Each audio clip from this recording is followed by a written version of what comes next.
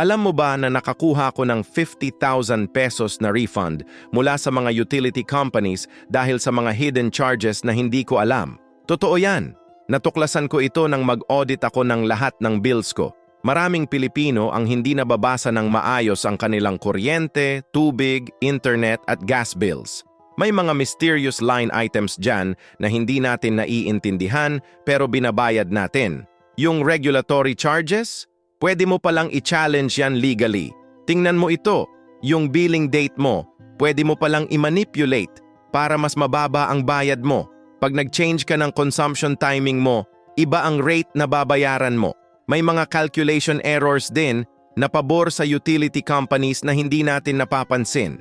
Ituturo ko sa inyo kung paano basahin ng tama ang bills ninyo, yung mga seasonal rate variations na hindi ninyo alam, at yung mga billing cycle optimization strategies na makakatipid sa inyo ng libu-libong piso monthly. Hindi na kayo magiging biktima ng mga overcharges na ito.